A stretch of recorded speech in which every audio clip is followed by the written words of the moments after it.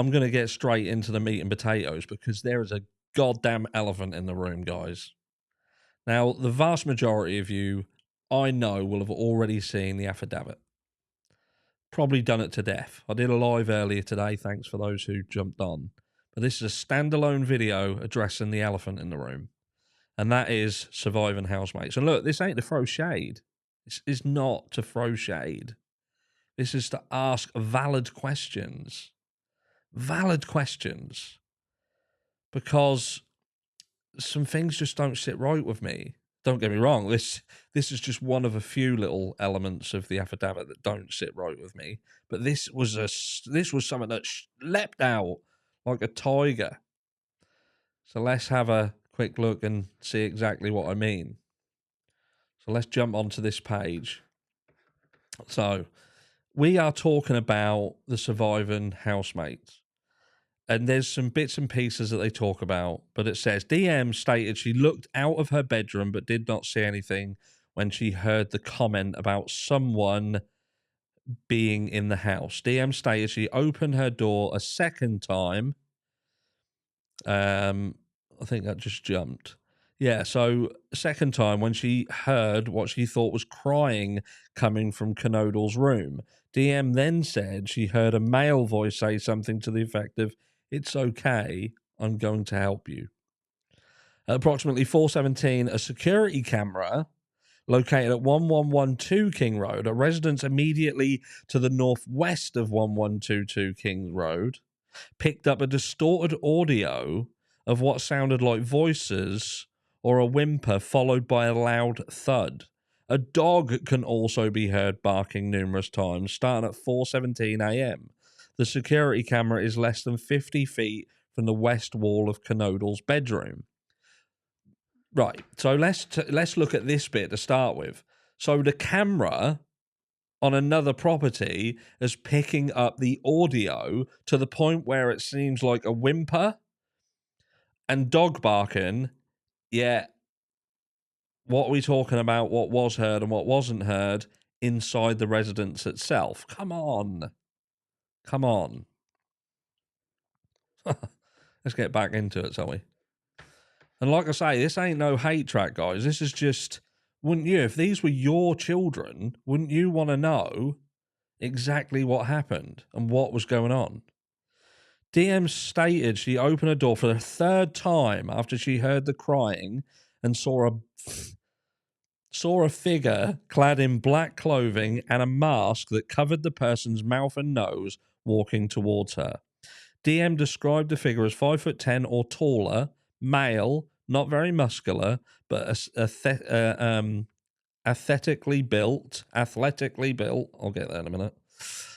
With bushy eyebrows. The male walked past DM as she stood in a frozen shock phase. The male walked towards the back sliding glass door. So think about this, the sliding glass door. So what floor was she on? Come on, look.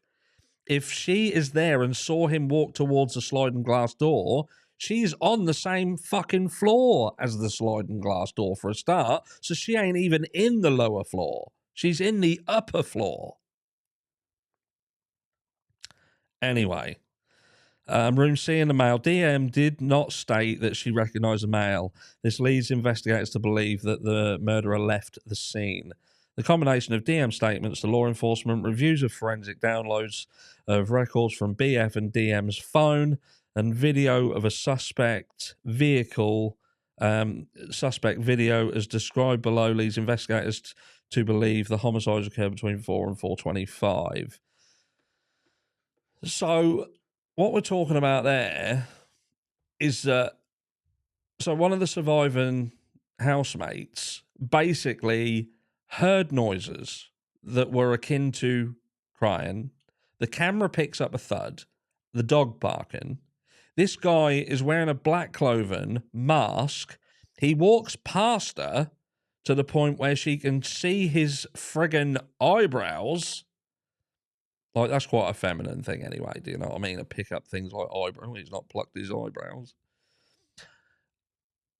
And she watches him walk towards, and I'm guessing out of the sliding door. So she's at least ventured from downstairs up the stairs to see what the hell is going on. Or she was up there in the first place. One or the other. But she was on the floor of where this happened, or some of this happened. And 911 didn't get called until around midday. And let's not forget, before all of these people talk about shock and all this, that, and the other, calls were made to other people first, friends. Do you know what I mean? The front door apparently was wide open, as said by another neighbour. We don't know whether that's true. We don't. Maybe that was someone who said it just to make it look like he'd gone out the front door. Who knows? But the point is, the 911 call seemingly was some sort of debacle. We don't have all of the details of that. We know that someone else made the call using one of the housemates' phones, and there was things going on around it, perhaps. But what was going on? How can someone see this happen and be compos mentis enough to be able to give an accurate description and what happened and how they left, but they couldn't pick up the phone immediately and call 911? Not go and check to see if people are okay.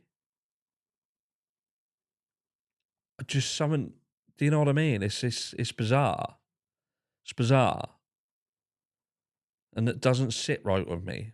Again, some people will just say, look, a shock. You weren't in that situation. You don't know how you'd react. And look, I get it.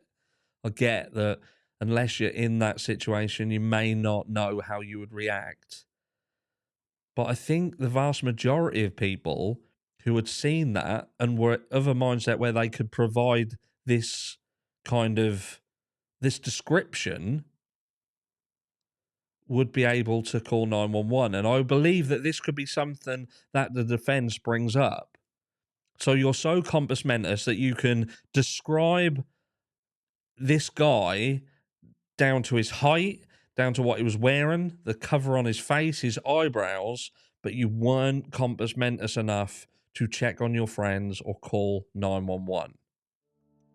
You waited hours before calling 911. We have no weapon.